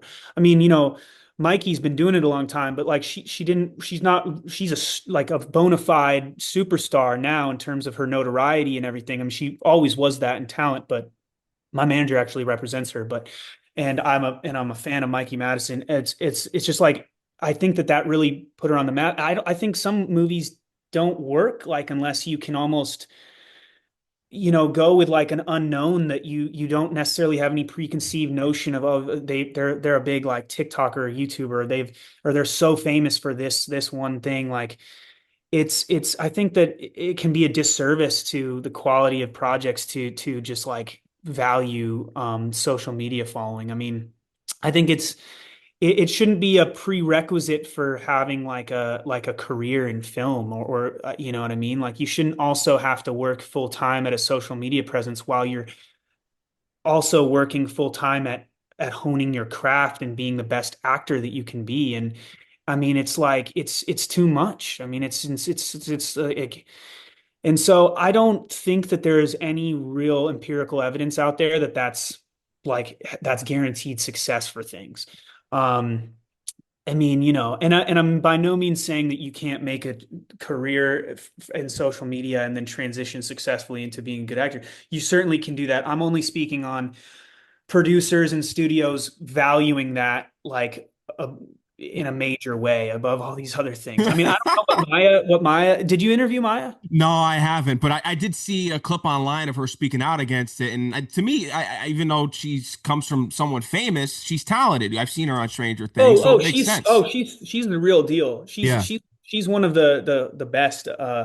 Yeah, she's great. I was just curious. Yeah, I wonder, did she say was she in line with my viewpoint or not? Yeah, she was. She was speaking out against it that it's ridiculous that they're basing it off of all these producers, agents, and things like that. A lot of them are going off of social media followings over actual talented people because that's not how it used to be. Your father worked his way up, you worked your way up. Now it's, oh, well, do you have 1 million followers? Well, if you don't, you can't ride the ride at freaking Playland. That's pretty much how it is. It's like you got to have some sort of statistic to get on the ride. You don't have the hype Exactly. requirement. You're so right. And another point to that, to it all, is like people don't go necessarily as much as they used to in previous eras of film to a movie because of a certain actor. Mhm. Like that happens less and less. There's a very short list of people that really necessarily on name alone mean anything to foreign value or just like to the box office in general. Like it's about going to a good movie that's getting hyped for the right reasons and stuff. Like it's not it gone are the days of like, it's a new John Wayne picture, we're all gonna go see it. It's a new Brad Pitt movie, we're all gonna, I mean, maybe still Brad Pitt because he's still very relevant, but like it's not really that kind of way anymore. So I just think, and also if you look at basic, if you know anything about like, yeah, social media algorithms, even like if you're trying to run a YouTube channel, you almost have to sometimes pick a lane between going YouTube shorts or long form content, because if you start to try to necessarily make short videos to promote the long term content, you might have all this traction short term, but it's the people that want that faster, quick, minute long bite content, and they're not going to transition to go watch the long form video anyways. Like it's just kind of a similar way. Like just because somebody has a ton of followers on TikTok or something does not mean you're going to fill the seats like in the theater if the movie's not good, or worth seeing, So I don't know. I guess I am a little opinionated on that topic. So that's a I good question. agree with you on it, and a lot of people do too. It just would be. I'm just curious why that's what a lot of producers and people on these sets and agencies and all this crazy. That's what they're basing everything on because it's like you said, you Well, can't bring all these people out to the theater. yeah, I think it's because I think a lot of people that work like at those higher levels, they don't necessarily have a background coming up in like producing film or Mm, something. Like they might, have expertise in another business or something, and everything. They're constantly trying to boil everything down into formulas and into just math that is like a sure bet. Like nobody wants to take a risk anymore, but really, it's the right time to take a creative risk because it has the most potential to pay off and also kind of correct some of that timid behavior that might be come from people who aren't necessarily on that more like filmmaking level where they're really involved in the actual process of making the films and stuff. So but that's a little bit of a like that's a little bit of conjecture from me there, but that's what I think, mhm. because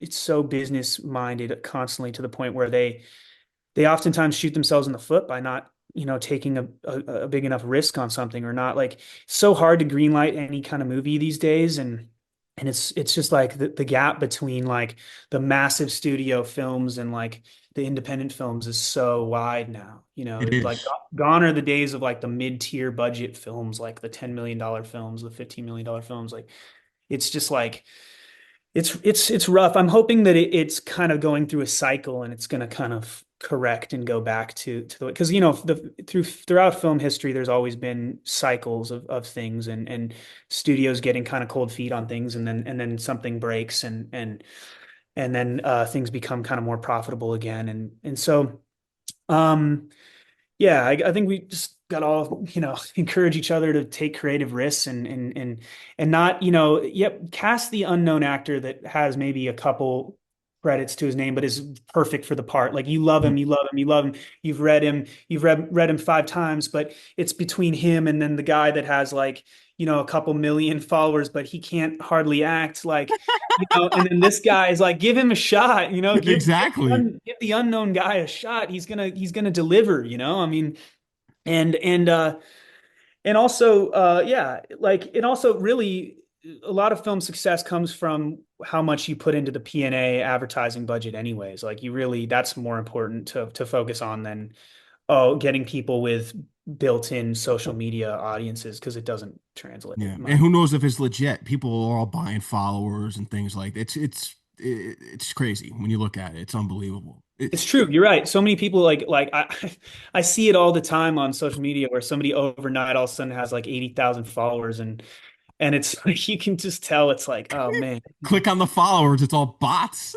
I'd rather have less followers and it's all legit than like, Exactly. That's like that's how I am. I built. everything from the ground up, and I know you have too. So it's build everything from the ground up because you're actually going to get real traction and people out there to you. That's the main thing. To fake it, you're Yeah, not going to know anything.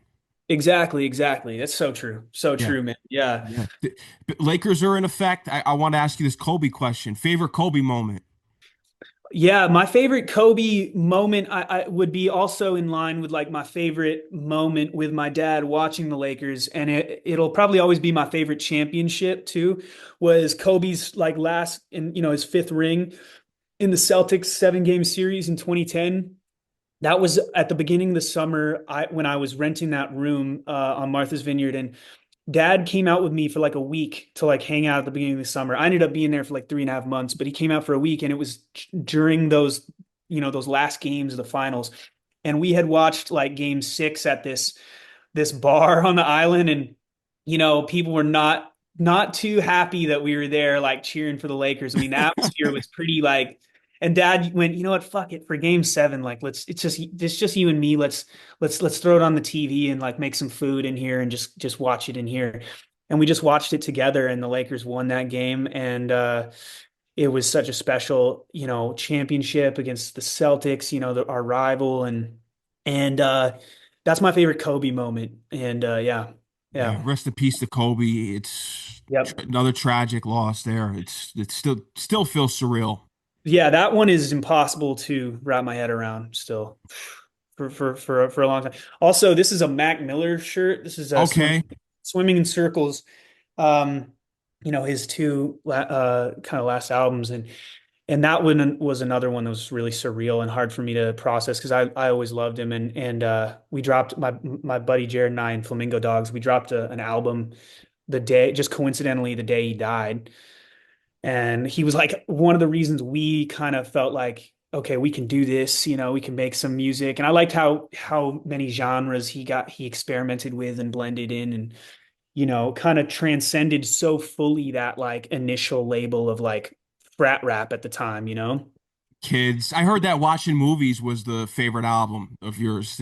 That was the one that really Yeah, I think expanded. it was. Yeah, I love like I love Circles as well, his kind of posthumous album so much. It'd be kind of now between those two. I think before Circles came out, I was definitely watching movies with the sound off. Um, I liked that one also because that's something that Dad said is useful. Like he would always have Turner Classic Movies on in the background, always just like on TV at the house, and oftentimes the sound would be off, and he'd like to kind of have it on in the background and watch without the sound and stuff. So it reminded me of that too. You kind of pick up a lot, like and oftentimes when Jared and I are recording in our like little home studio that we built, like we just put on like an old movie in the background with the sound off and stuff. And I think Mac did that too. I think that's Mm, why he named that album that. But yeah, that's a great album. Yeah. it is. I wanted to get into your favorite role from your father because I did read about it online. Why was that one your favorite out of all the other ones? A Simple Plan. Simple Plan. Yeah, A Simple Plan. Sam Raimi directed that. That was a movie that my dad had produced, I believe, and he had optioned the story a long time. I think it took him about 7 years to get that made. And he just was so on his A game in every way in that movie with the performance. And also the story was so good. It was like, and he was able to. One of the things also Vince would teach in acting class is like you want to be able to learn how to play two things at the same time, like something underneath the surface. Like say, a character has a secret, and he's kind of worried that you're onto him, but you're kind of playing that down, but you're also putting on a little bit of an act too to kind of throw him off the scent. So there's all this subtext that if you get in there close with the camera, it's getting you're playing that as well. And Dad's character has to like shoulder that. When they decide to keep this money, they come up with a simple plan. They find $4 million in a bag in a plane crash in the woods covered in snow, in Minnesota in the winter. And they try to come up with a simple plan to keep the money, and of course the greed and everything. Just they were just these honest, young kind of farmers, and it just destroys their lives. And so he's constantly having to play this secret that they have too in all the scenes, even from his wife for a time in the film, and then and all and the townsfolk and the local police fish officials and stuff. It's so like it's such a rich role, and he just nails it. And it's got such an emotional. Have you ever seen the film? I've only seen parts of it online and doing my research for the film here. I haven't seen it in its entirety yet, but I need to go I watch think it. you would love that movie. Like it's a banger. Like it's so good. Yeah. Like yeah. Challenging role, and he was just really just on all the subtleties and stuff. So I think that's my favorite. And I think that he was probably most proud of that one of his film work. I think his other best work, in terms of acting, really, if I had to say, would be like his work on Big Love, that Okay. HBO series he did where he had the three wives and he was the polygamist and the modern day polygamist. That's every actor in that show is so good. Like it's such a good that's like an acting clinic every episode, I think. I think those are his best acting works. For Yeah. sure. You can't forget about Twister. We brought that up already, but I always like that the beginning of Terminator too. I think this guy has a couple cans short of a six pack. Yeah, Yeah, that's he great. made that lineup. Yeah. Wow, oh, that's crazy. Yeah, he used a bunch of my grandpa's lines and stuff. The one who was in the lumber business, because my grandpa, when he retired from the lumber business, he called my dad one day and said, "Yeah, I'm thinking about getting into your business." And my dad was like, "What?" No, and then grandpa in his 70s, like, he was renting a place in California, and he started doing like taking acting classes and doing acting in like these USC film students like film theses and stuff, and he was like getting work, and he actually has a small part in A Simple Plan. Dad helped him get some small parts, and he ended up becoming a favorite of Sam Raimi's, and he ended up going on to play the Osborn's butler in all the Spider-Man films with Tobey Maguire, James Franco, and Willem Dafoe. He was like their butler. So he has scenes with like Willem Dafoe and James Franco, and in all the Spider-Man films, he's like their old butler Bernard. And he literally acted all the way up until his death. He was in Oz the Great and Powerful, Okay. and it was. Um, but yeah, how did that relate to what we were just? Sorry, I'm going Oh, off. related to the Terminator line that I read out. Oh yeah, Grandpa. Yeah, so like same with like in Weird Science was another one that was like really my dad's first major break that kind of got him some recognition and a lot of there's a famous line in there where he says like, how about a nice greasy pork sandwich served in a dirty ashtray? And he says it to like his younger brother who's like all like queasy and like hungover.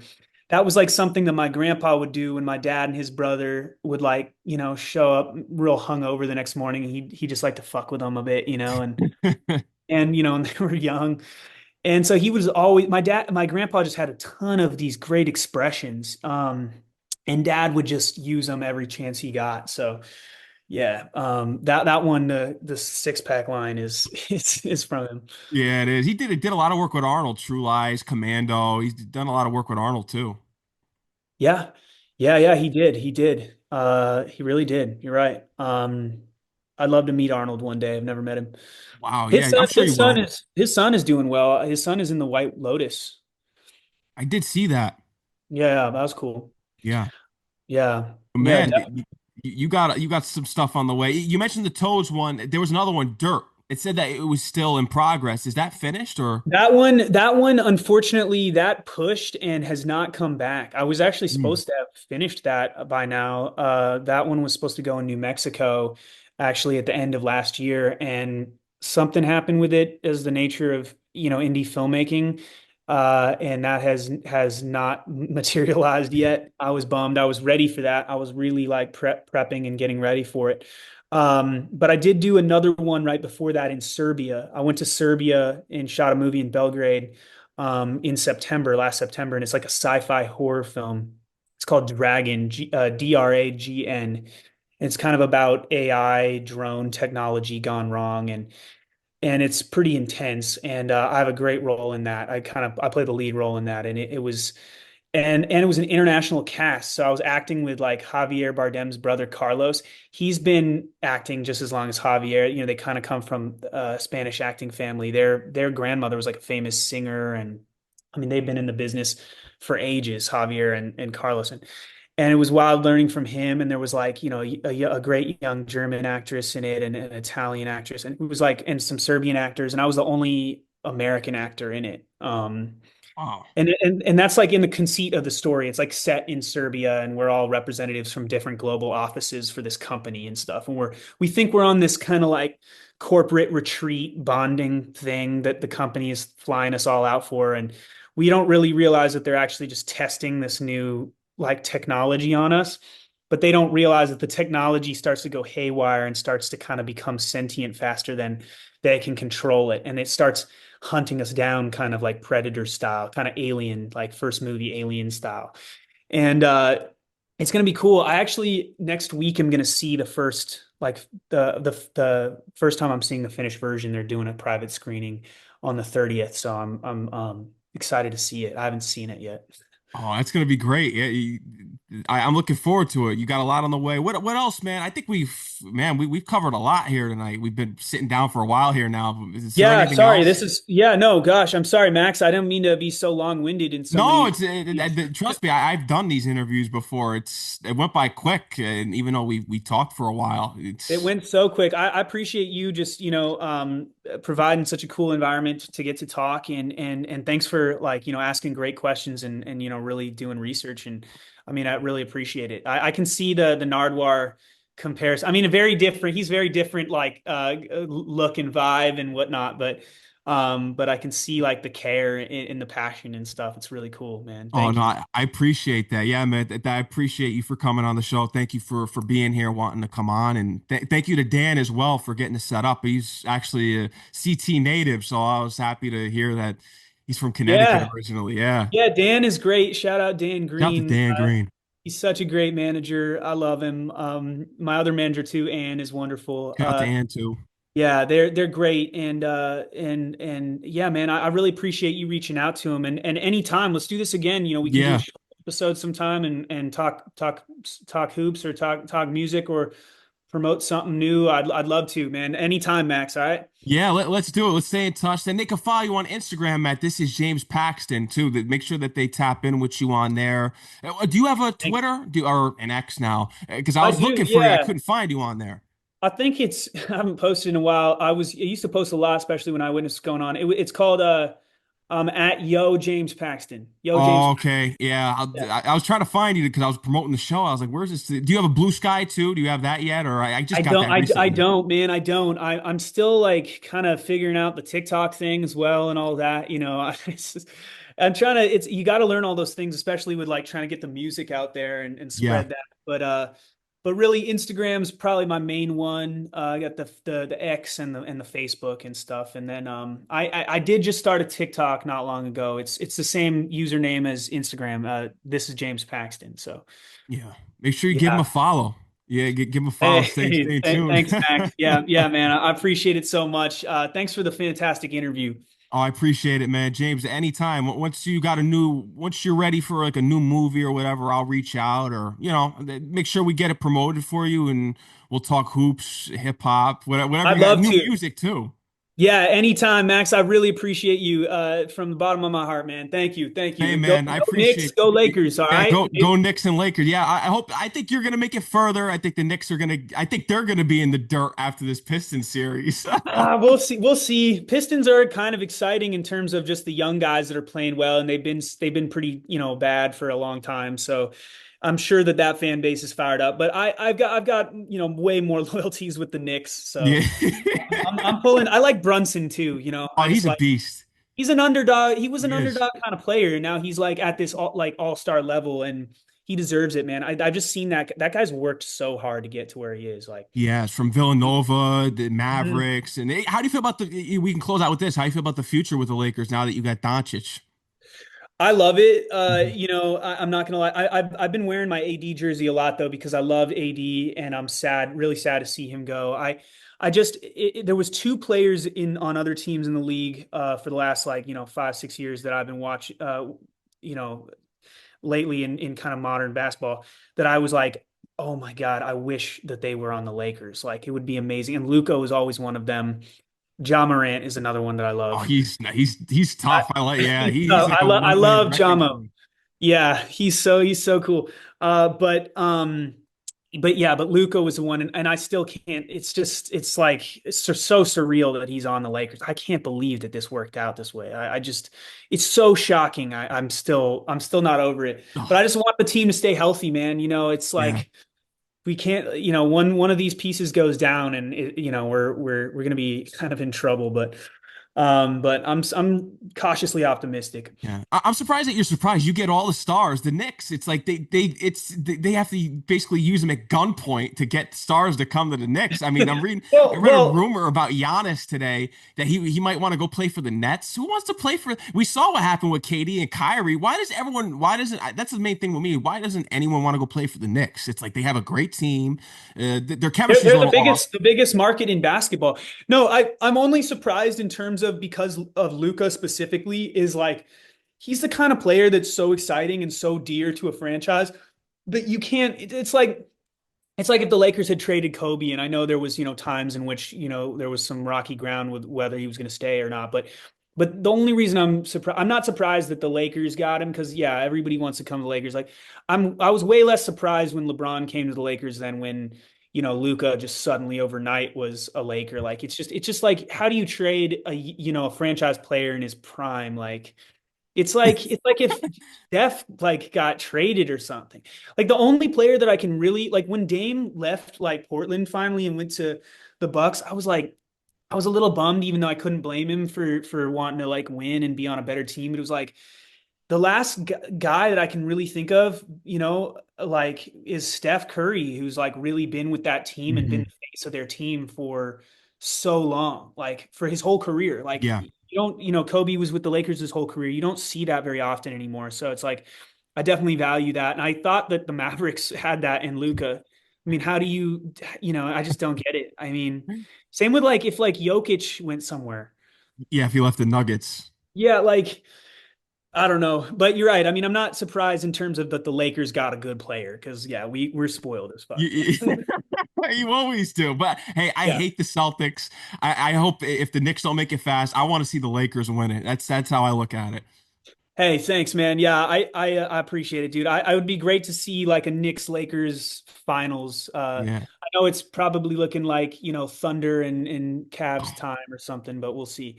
We'll see what happens. Anything can happen in playoff basketball. So It's true. We'll see, man. Until the next time, all right, James. We'll stay in touch, and we have to do this again for sure. yes, we will absolutely. DJ Mad Max, thank you. Of course, James. I Thank you, appreciate you. Enjoy man. the rest of your night, all right? All right, you too. All right, Peace. man. Peace out.